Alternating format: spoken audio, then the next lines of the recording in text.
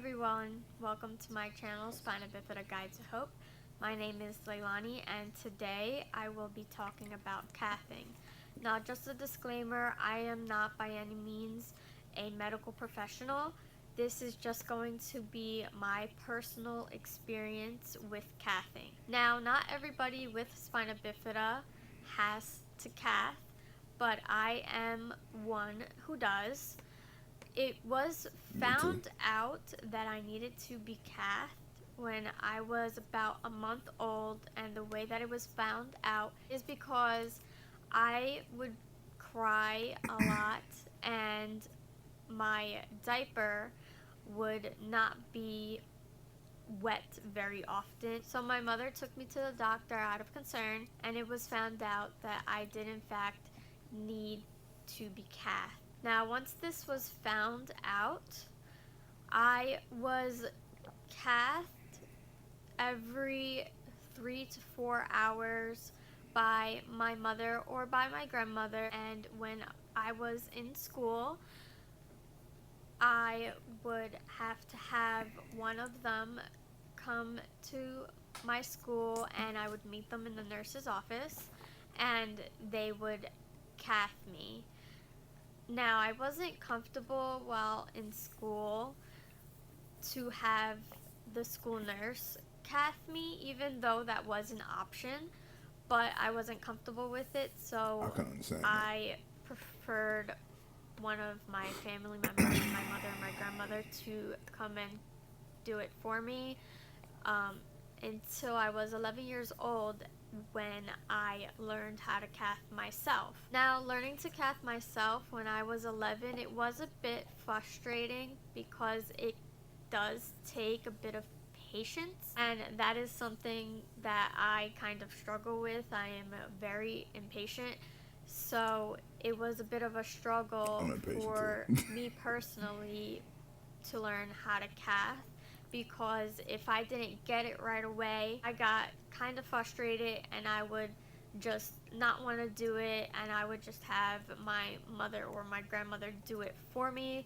But eventually I was able to learn, and I have since 11 years old been able to cath myself. Now, around when I was about maybe 7 or 8 years old, I don't remember the exact age, I did have to have a procedure done where my urethra was a little bit stretched in order for the catheter, when cathing, to not cause friction in my urethra, because friction can cause a UTI. So I had to have that procedure done because my cathing was causing a bit of friction. But once I got that procedure done, I have been fine ever since, and I've never needed another procedure like that done again. Now, since learning how to cath, I did follow my doctor's instructions on having to cath every 3 to 4 hours. But as I've gotten older, I kind of learned how to not really have to time myself every 3 to 4 hours and go to the bathroom. Instead, now I just kind of know when I need to empty my bladder, and I just go ahead and I cath whenever I feel like I need to. It does depend on how much I drink. If I don't drink too much during the day, then I can go for maybe 5 hours without cathing. But if I drink often during the day, or I drink something that kind of irritates the bladder like caffeine, I can go about maybe every 2 or 3 hours. So it really depends how much I drink, and that's why I kind of stopped using the 3 to 4 hour timing, and I just go when I feel like I need to go. If you are someone who is currently learning how to cath, or you are a parent to a child that is currently learning how to cath, my advice would be to just have patience because it does take time to learn. It is something that requires a bit of practice. Also, I cannot urge enough,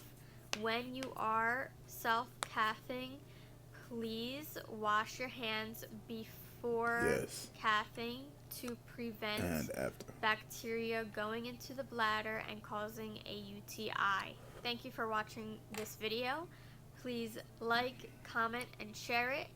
If you haven't already, please subscribe to my channel. It is greatly appreciated, and I will see you next week. Bye.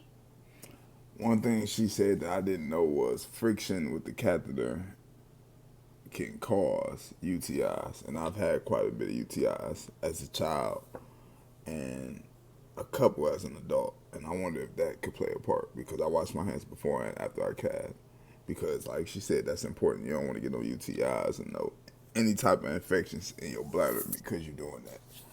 And another thing she said was she had other people cath her. That's one thing I can't relate to. I self-cath. I'm gonna show y'all. I showed y'all before, but this is what my catheter look like. Y'all probably can't see it, but yeah, it looked like that. I think my doctor showed my mom, and then my mom showed me a couple times, and then after that, I pretty much got the point, and I knew what I was doing. I've been cathing for as long as I can remember, since I was like 6 or 7. Yeah, around like 6, 7, and on my own, and it's been great. You know what I'm saying? I love it, and I don't schedule. I used to schedule when I cath when I was a kid. Like I said, when I was a kid, but because as a child I didn't have no feeling in my bladder at all. Like when I was like 5, 6, 4, 7 and stuff like that, I couldn't feel my bladder at all. So I would just pee every hour. But when I got about like 13 is when I could start feeling my bladder. You know, I can like feel it, and now I know like, all right, I gotta pee. Like my bladder feels full, and lo and behold, when I actually go pee, like it'll be a lot of pee, and then I know like, oh yeah, that's how it feels. So I got off a schedule, like a peeing schedule, when I was like 13, because God bless my feeling. God bless the feeling of knowing when to pee into my life, you know? Excuse me. I just woke up about an hour ago, so excuse me. But yeah, God really blessed me, and He impacted my life in ways that I can't even thank Him enough for, you know? Because I don't know what I would be doing if I didn't cath. And self-cath at that, you know, she had to go through getting cath by other people until she learned how to do it on her own. And I thank God I never really had to go through that. And if I did, it was at the beginning stages, because she started cathing, I believe she said at like 11 or 10, and I started cathing at like 6 or 7. So, and I got the hang of it pretty quick, and my experience sounded a little different than hers. She described her experience being a little more frustrating, and mine really wasn't. So, but we both get it. You know, me and her both cath ourselves, and we both take care of ourselves. And she knows her body just like I had to learn, and my body. And now I know my body. You know, if I drink a ton of water, I know I'm gonna have to pee. Not only would I be able to feel it, but I'll just it's like it clicks in my head like I'm gonna have to pee eventually. I've been drinking a lot of water, and stay away from the pops and all the stuff with all the sugar, because that can mess you up too. It can really agitate your body too, man. As much as y'all can, stay away from that. But anyway, my camera about to cut off. I love y'all. Stay blessed. 307 subscribers, 407 subscribers, and I love all 407 of y'all.